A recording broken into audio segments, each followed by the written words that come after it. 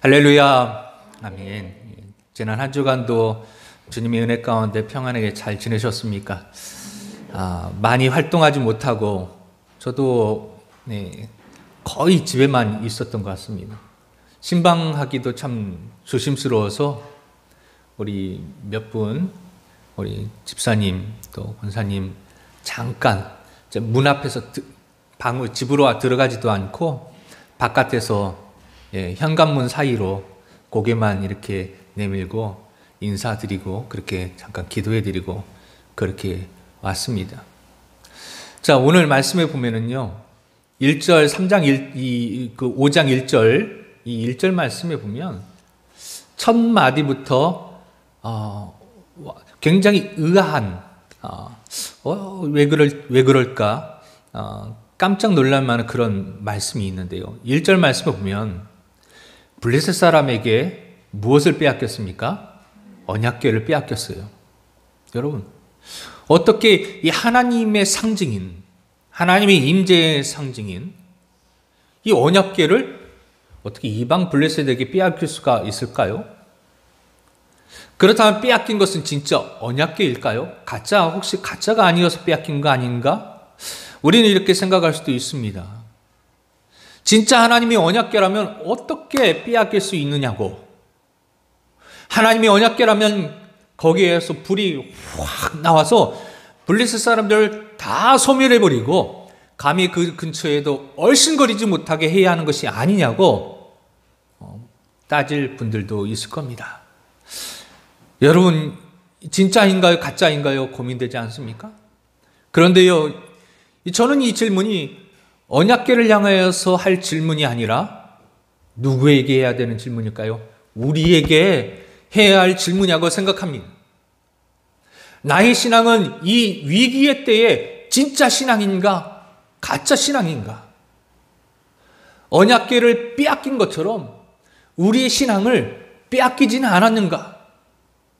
세상 사람들의 그 같은 요구 앞에서 우리의 믿음을 저버리는 것은 아닌가? 언약궤만이 아니라 신앙에 대해서만이 아니라 우리들의 삶의 모든 문제에 이 같은 질문을 우리가 한번 이 시간에 던져봐야 됩니다. 요즘 방역을 위해서 예배를 드려야 하나 중단해야 하나 어려운 문제가 있습니다. 그런데 여기에도 진짜 질문이 있습니다. 질문에도 순서가 있죠. 자, 여러분 잘 들어보십시오. 예배는 누가 결정하는 겁니까? 담임 목사입니까? 공무원입니까? 국가입니까? 교회입니까? 우리가 그럴듯한 것에 속고 있는 것이 있습니다. 사람이나 환경이 결정할 수 있는 것이라고 생각하는 것이죠. 어떤 환경이, 어떤 사람이 예배를 결정할 수 있을까요? 그래서는 안 되죠. 담임 목사도, 국가도, 어느 누구도, 어느 기관도 이 예배를 함부로 자기 마음대로 조정해서는, 결정해서는 안 됩니다. 자, 한 가지 더 질문을 드리겠습니다. 예배는 그러면 누가 결정하는 것입니까? 그 대답의 힌트는 예배의 주인이 누구이신가를 알으면 간단합니다. 예배의 주인이 멈추지 마라 하면 멈춰서는 안 됩니다. 예배의 주인이 멈춰도 된다고 하면 멈추면 되는 겁니다. 자, 여러분, 그러면 예배의 주인은 누구이실까요? 여러분, 우리 아시죠? 하나님이십니다. 그러므로 예배의 결정도 누가 하셔야 됩니까? 하나님이 하시는 줄로 믿으시기 바랍니다. 기독교는 하나님을 따라서, 그분의 말씀을 따라서 순종하는 것입니다. 하나님이 내 삶의 주인이요, 우주의 주인임을 믿는 겁니다. 그런데 실제로는 많은 사람들이요, 믿음이 아니라 이성을 따라서 결정하고 그것을 따라 판단하려고 합니다. 어떤 일이 일어날 때마다 이것이 옳다, 저것이 옳다는 분들이 있습니다. 옳고 그른 것의 기준이 무엇입니까? 우리는 위기의 때에 하나님께 기도하며 주님의 음성 듣기에 더욱 귀를 기울여야 합니다. 우리는 나보다 높은 분이 말을 하면 듣는 것이 예의이고 상식이고 도리라고 이야기합니다. 선생님의 말을 들어야 됩니다. 병원에 가면 의사의 말을 들어야 됩니다.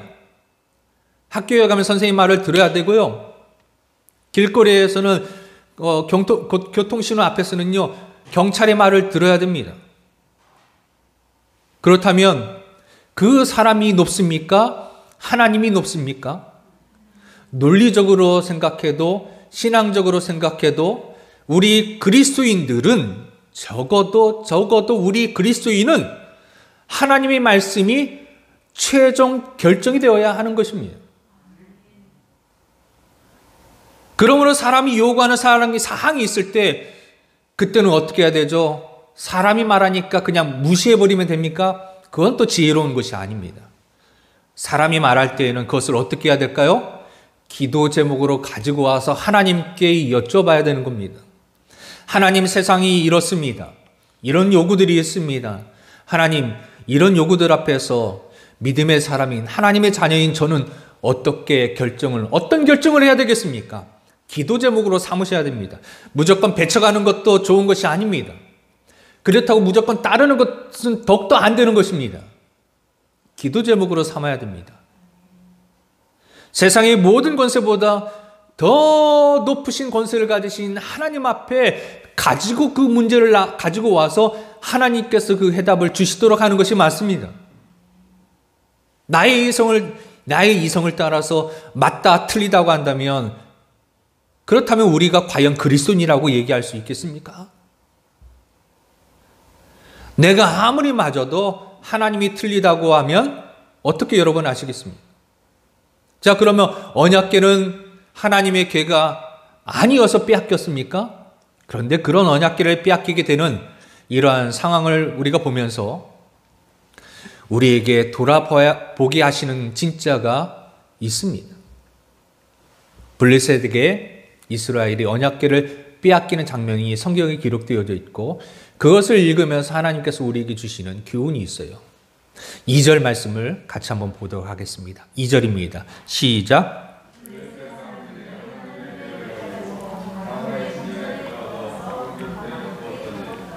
아멘. 자, 이스라엘과 전쟁에서 블레셋이 이겼죠. 그리고 그곳에서 언약궤를 빼앗아 가지고 아스돗에 있는 다곤 신전의 언약궤를 가져다가 거기에 딱 놨습니다. 왜 그랬을까요? 왜 다곤 신전이었을까요? 왜 하나님의 언약궤를 자기들의 신 다곤 신전에 두었을까요? 그 이유는 전쟁에서 진 보잘것없는 초라한 언약궤를 보라고 하는 겁니다. 블레셋 사람들 입장에서요. 자신의 백성들도 구하지 못하고 패배하고 빼앗긴 언약궤를 블레셋 사람들은 조롱하려고 하는 것입니다. 블레셋은 언약궤가 오는 것을 볼 때 처음에 그들은 어떻게 했었죠? 언약궤가 오는 것을 볼 때 그들은 처음에 두려워했습니다. 처음부터 무시했던 것이 아닙니다. 처음에는요, 하나님의 능력이 그 안에 있기 때문에, 하나님의 임재하심이 그 안에 있기 때문에 그들도 알고 있습니다. 이방인들도 블레셋 사람들도 언약궤는 하나님의 상징이고 그 안에 능력이 있음을 알았기에 언약궤를 메고 올 때에 그들은 두려워했습니다. 그런데 지금은 어때요? 그 두려워했던 언약궤를 지금은 무시하고 있습니다. 그럼 이 상황이 좀 뭔가 이렇게 오버랩, 뭔가 비슷한 상황인 것 같지 않습니까? 지금 지금 대한민국, 한국 기독교의 모습과 흡사하다고 생각하지 않으십니까? 온갖 조롱과 비난과 욕설과 이것들이 난무하고 있습니다. 과거에는 교회에 대해서요, 어느 정도 존경하는 마음들이 대부분 사람들에게 있었습니다. 교회에 대해서 신뢰하는 사람들이 있었습니다.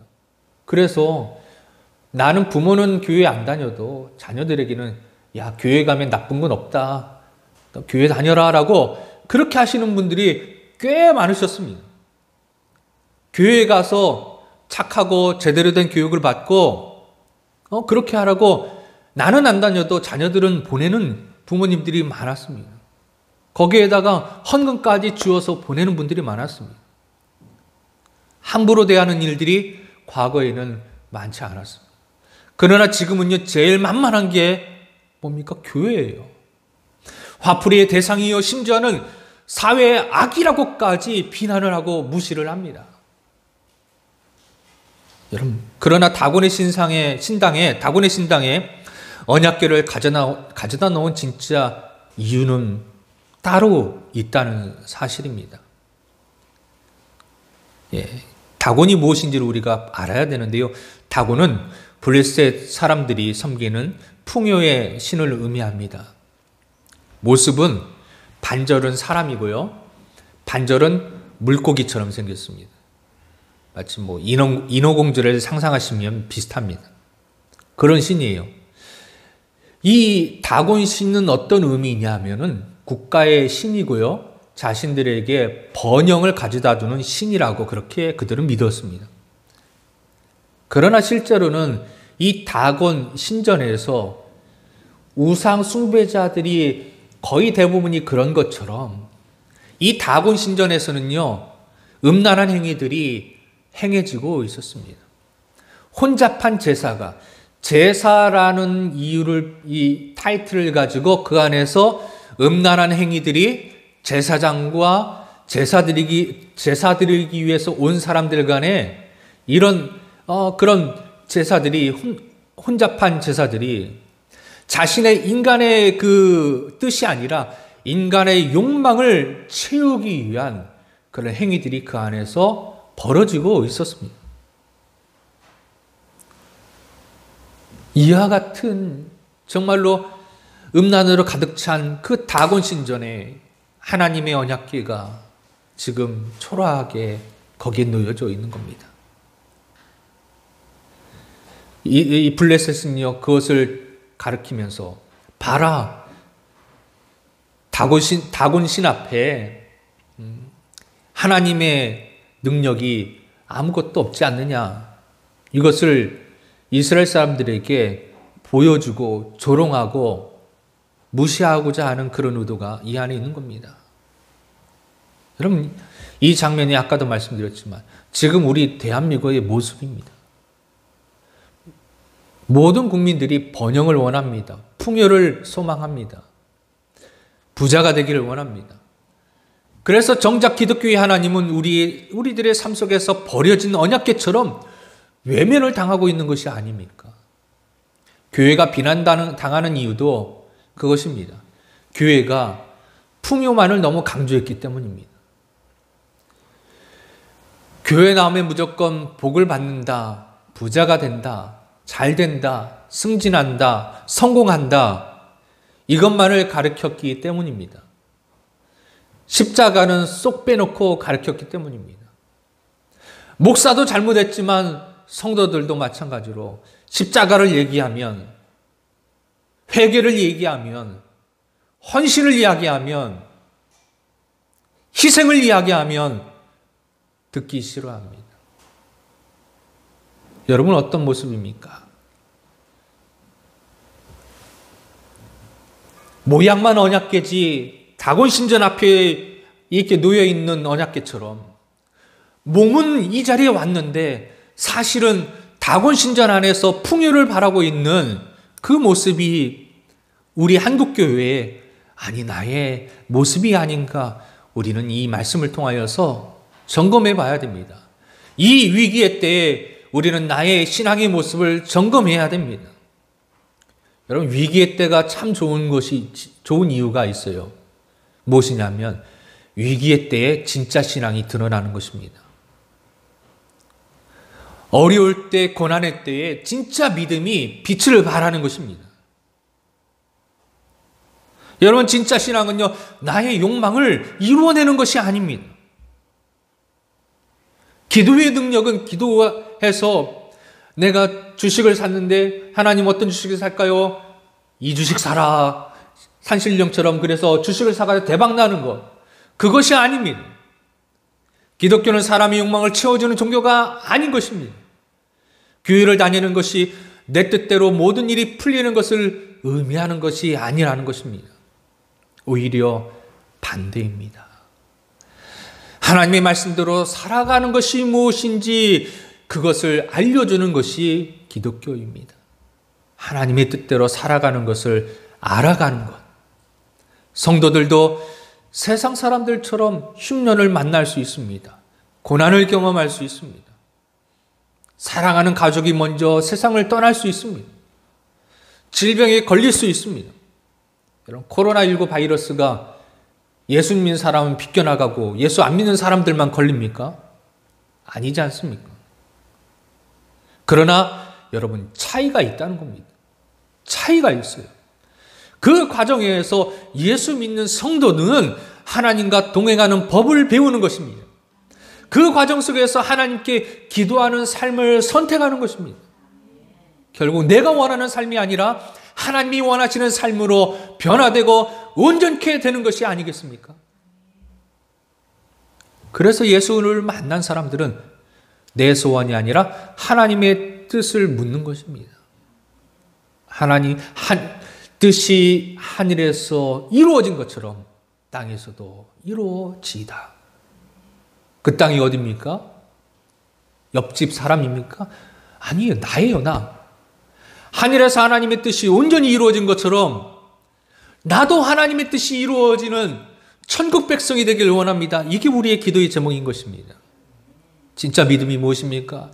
내 소원대로 내 욕망대로 되는 인생입니까? 아니면 하나님의 소원이 내 삶 속에서 이루어지는 것이 진짜 믿음입니까? 여러분, 우리는 믿음대로입니까? 아니면 내 판단과 내 이성대로 내 욕심대로입니까? 3절 말씀을 이어서 읽어보도록 하겠습니다. 3절 시작. 다곤이 엎드려져 그 얼굴이 땅에 닿았는지라.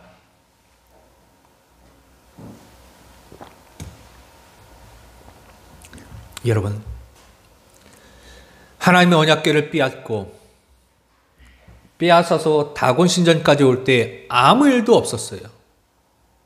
그걸 보며 블레셋 사람들은 하나님의 언약궤를 조롱했습니다. 이스라엘 백성들을 조롱했습니다.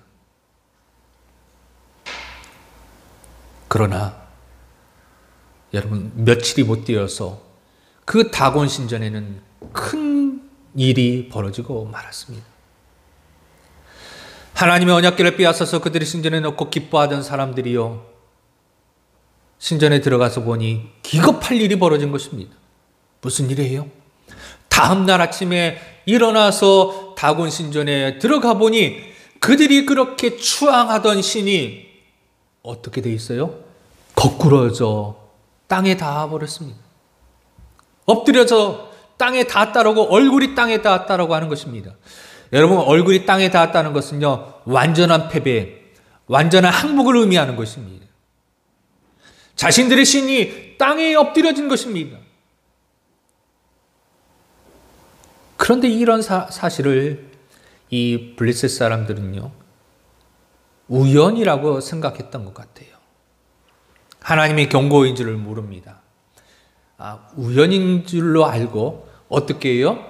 다시 이 신을, 다곤을 일으켜 세워놓습니다. 다시. 왜일까요? 이것은 하나님이 하신 일이라고 꿈에도 생각하지 못했기 때문입니다. 하나님의 언약궤가 한 일이 아니라 이것은 우연히 일어난 일이라고 생각한 것입니다. 이것이 하나님의 섭리인 줄은 꿈에도 생각할 줄 몰랐던 블레셋 사람들은요, 다시 다곤신을 세워가지고 이렇게 놓습니다. 여러분, 우리들도 그럴 때가 있지 않습니까? 하나님의 섭리를 알지 못하기 때문에 우리들의 손으로 세우는 일이 있지 않습니까? 하나님께서 자꾸 막으시는데, 하나님께서 우리의 길을 막으시는데, 때로는 가시밭길 고난의 길을 가게 하시는데, 재수가 없어서 그렇고, 내가 좀 부족해서 그렇고, 운이 나빠서 그렇고, 그래서 다시 한번 내 욕심과 내 생각으로 뭔가를 해보려고 하고 있지 않습니까? 여러분, 하나님이 하시고 계시는 겁니다. 쓰러뜨리시는 이유가 있는 것을 알지 못하니 수고롭고 헛되게 내 손으로 다시 세우는 일이 우리들의 삶에도 있지 않습니까? 그런데 다음날 블레셋 사람들이 다시 갔더니 더 놀라운 일이 일어났습니다. 무슨 일이 일어났지요? 5절 말씀입니다. 5절 읽어봅시다. 시작. 다곤이 여호와의 궤 앞에서 엎드려져 얼굴이 땅에 닿았고 그 머리와 두 손목은 끊어져 문지방에 있고 다곤은 몸뚱이만 남았더라. 할렐루야. 하나님의 역사입니다. 세워놓은 다곤이요 다시 엎드려져 있는데 이번에는 어제보다 더 심하게 다 부서진 것입니다. 엎드려질 뿐만 아니라 머리와 두 손목까지 잘려나갔습니다. 다시 세워진 다곤에게 왜 이런 일이 일어났습니까? 왜 다곤의 머리가 잘리고 두 손이 잘렸습니까? 하나님이 하시는 일을 드러내기 위한 것입니다. 우연이 아니라 하나님이 일하고 계시다는 것.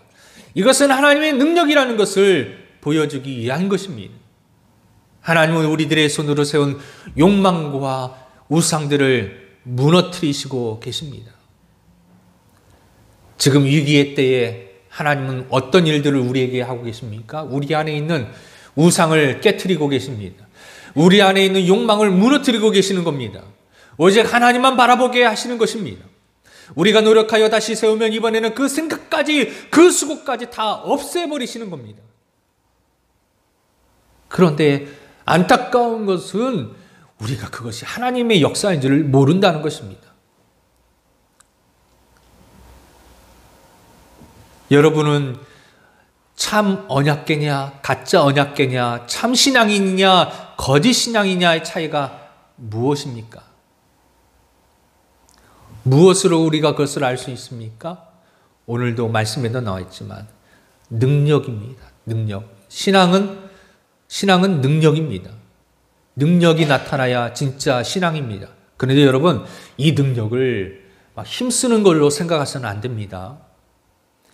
하나님이 말씀하시는 능력은 내가 변하는 능력인 줄로 믿습니다. 내 생각이 변하는 능력인 줄로 믿습니다. 위기 속에서 주님이 주시는 평안을 누리는 능력, 굶주림 속에서도 감사할 수 있는 능력, 그 능력이 일어나는 것이 바로, 그 변화가 일어나는 것이 바로 하나님의 능력입니다. 위기의 때에 두려워하지 않고 절망하지 않고 낙심하지 아니하고 복음의 능력으로 넉넉히 이기고 승리하는 능력, 그 능력이 진짜 신앙입니다. 우리가 참 신앙이라는 것을 어떻게 알 수 있습니까? 이 위기의 때에 믿음으로, 믿음의 능력으로 승리하는 것이 진짜 우리의 믿음의 능력인 것입니다. 참 믿음인 것입니다. 여러분, 위기의 때에 드리는 21일 기도회를 지난 월요일부터 새벽마다 하고 있습니다. 여러분, 다시 한번 나눠드린 이 교재, 제가 여러분 그냥 하는 얘기가 아니고 짧지만 참 잘, 함축적으로 잘 만들었어요. 여러분 말씀을 읽고 묵상하고 또 영상으로 설교를 들으시면서 또 이 글을 보시면서 여러분 같이 기도하시고, 이 여기에는 여러분이 기도를 적을 수 있는 공간도 있습니다. 여러분, 이것이 그냥 깨끗하게 남겨두지 마세요. 여러분, 인간적으로도 제가 이것을 열심히 만들었습니다. 비록 이제 분당 우리 교회에서 이렇게 받아가지고 제가 프린터를 했지만은 열심히 프린터하고 호치케스 찍고 만들었습니다. 이런 말이 있어요. 성경이 깨끗하면 영이 더러워지고 성경이 더러워지면 영이 깨끗해진다라는 말이 있습니다. 여러분, 이 시간에도 우리가 이 21일 동안에 이제 2주 남았습니다. 2주 남은 동안에 여러분 이것 가지고 매일매일 묵상하시고 거기에 하나님께 기도를 드리시고, 이 위기의 때에 하나님 나를 변화시켜 주시고 나를 사용하여 주시옵소서 기도하여서 승리하시는 저와 여러분 되시기를 주님의 이름으로 축원합니다. 아멘. 우리 자리에 일어나셔서 찬송가 268장 죄에서 자유를 얻게 하는 주의 보혈의 능력을 찬송하고 축도로 예배를 마치겠습니다.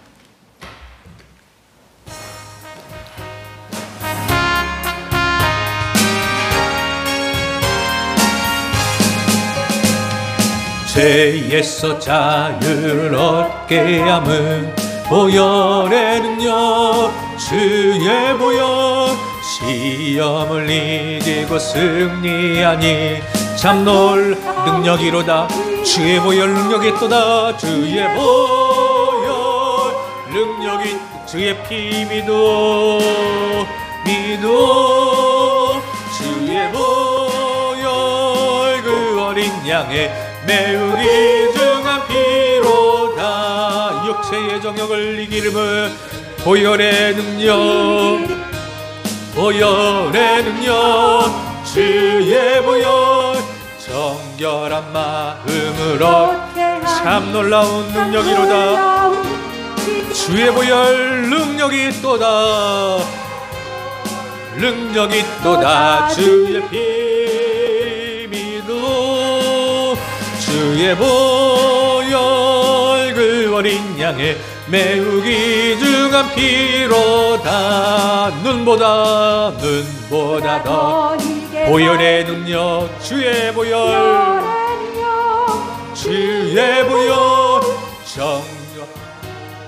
말키시니 참 놀라운 능력이로다. 주의 보혈 능력이 또다. 주의 피 믿어 주의 보혈 그 어린 양의 매우 귀중한 피로다. 그 주의 복음을 전 보혈의 능력 주의 보혈 날마다 나에게 찬송 주니 참 놀라운 능력 주의 보혈 능력이 또다. 주의 보혈 능력이 후렴 다시 한번 합시다. 믿어 주의 보혈 그 어린 양의 매우 주의 보혈 능력이 또다. 주의 보혈 능력이 또다. 주의 피 믿어 주의 보혈 그 매우 귀중한 피로다. 아멘. 지금은 우리 주 예수 그리스도의 은혜와 하나님 아버지의 극진하신 사랑하심과 성령님의 감화감동 교통하심이 이제 참신앙의 능력을 받아서 이 위기의 때에 하나님의 뜻을 묻고 하나님께서 원하시는 그 뜻을 따라 내 삶을 변하고 내 생각이 변화되어지고 내 인생이 변화되어지고 이 땅이 변화되기를 소원하는 모든 주의 자녀들 머리 위에 지금부터 영원토록 함께 하시기를 간절히 축원하옵나이다. 아멘.